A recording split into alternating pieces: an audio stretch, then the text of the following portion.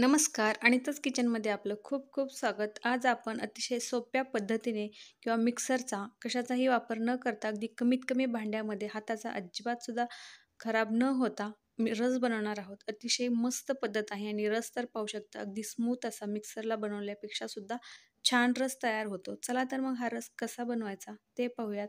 रस बनवण्यासाठी आपल्याला हे आंबे जे आहेत ते अगोदर अर्धा तास किंवा 15 मिनटं तरी पाण्यात भिजत घालायचे आहेत किंवा खायचे असेल तरी भिजत घालायचे आहेत. त्यामुळे पाण्यामध्ये ठेवल्यामुळे हे रस जो आहे तो बाधत नाहीत किंवा आंबेसुद्धा खाल्ल्यानंतर बाधत नाहीत. तर मी हे आंबे आता स्वच्छ धुवून घेतलेले आहेत. त्यानंतर खाली एक बाउल घेतलेला आहे आणि त्यावरती पुरणाची चाळणी असते ती घेतलेली आहे आणि तिचा वापर करून आज आपण आमरस बनवणार आहोत. तर आंब्याचा जो वरचा देठाचा भाग असतो तो काढून घ्यायचा आहे. त्यानंतर आपल्याला आंबा अशा पद्धतीने कट करायचा आहे किंवा तुम्ही साल काढून सुद्धा फक्त आंब्याचा रस बनवू शकता. परंतु त्यानंतर आपल्याला आतमध्ये जर आंबा खराब असेल कोयच्या बाजूने तर ते कळत नाही आणि एखादा आंबा खराब निघाला तर आपला पूर्ण आमरस खराब लागतो चवीला. त्यासाठी आपल्याला आंबा हा कट करूनच रस बनवायचा आहे.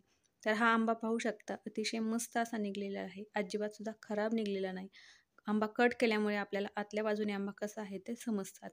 हा आंबा कट झाल्याच्या नंतर आपल्याला एक जी मोठी फोड आहे ती अशा पद्धतीने घ्यायची आहे आणि त्यानंतर ज्याप्रमाणे आपण खिसतो त्याप्रमाणे आपल्याला ह्या चाळणीला खिसून घ्यायचा आहे. हा आंबा अशा पद्धतीने आपल्याला तो प्रेस करायचा आहे. यामुळे अगदी मस्त असा स्मूथ रस जो आहे तो आपला खाली तयार होतो आणि हातसुद्धा खराब होत नाहीत.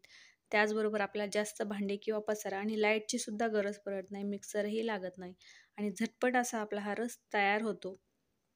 पाहू शकता अगदी कमीत कमी वेळेमध्ये तयार होतो मस्त असा रस. तर आपण याच पद्धतीने आता आपल्याला हा रस जो आहे तो काढून घ्यायचा आहे.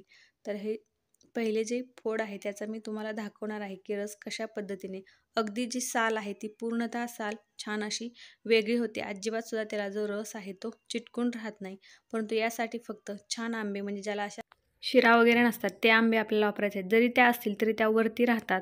परंतु जर असे अगदी मऊ आंबे असतील तर त्याचा रस जो आहे तो अगदी छान असा तयार होतो. तर पाहू शकता सालला काहीसुद्धा राहिलेलं नाही.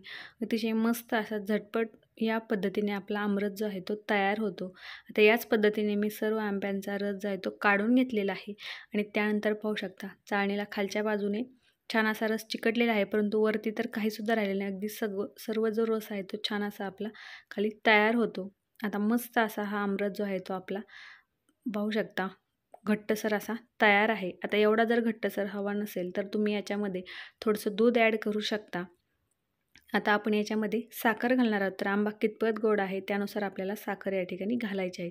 तर मी 2 चमचे एवढी साखर घातलेली आहे आणि छान अशी आपल्याला हे मिक्स करून घ्यायची आहे. आता आमरस काळा पडू नये म्हणून आपल्याला याच्यामध्ये आईस क्यूब घालू शकता किंवा आपल्याला ज्या वेळेला खायचा आहे त्याच्या फक्त अर्धा तास पूर्वी आपल्याला हा आमरस बनवायचा आहे आणि अर्धा तास आपण हा फ्रीजमध्ये जरी ठेवला तरी तो काळा पडत नाही. तर मी हा थोडा वेळ फ्रीजमध्येच ठेवणार आहे आईस क्यूब न घालता. कारण आईस क्यूब घातलं तर ते थोड्या वेळाने पुन्हा त्याचं पाणीच होतं. त्यासाठी आपण ते न घालता असंच आपण थोडा वेळ फ्रीजमध्ये ठेवणार आहोत. त्यानंतर पाहू शकता मस्त असा हा जो आमरस आहे तो आपला काळासुद्धा पडलेला नाही आणि छान असा घट्टसर तयारसुद्धा होतो. आपण याच्यामध्ये पाणी न घालता थोडासा दुधाचा वापर करू शकतो जर घट्टसर हवा नसेल तर.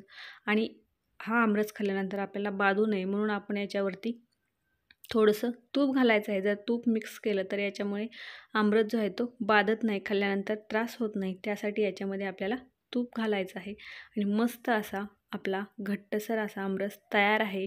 मी चपातीसोबत खाऊ शकता, पुरीसोबत खाऊ शकता किंवा असासुद्धा प्यायला तरी खूप छान लागतो. तर तुम्हाला ही आजची आमरस बनवण्याची पद्धती कशी वाटली ती कमेंट करून सांगायला विसरू नका. आवडल्यास चॅनलला लाईक करा, शेअर करा आणि सबस्क्राईबसुद्धा करा. पुन्हा भेटूया अशाच एका छानशा आणि नवीन व्हिडिओसोबत. व्हिडिओ पाहिल्याबद्दल धन्यवाद.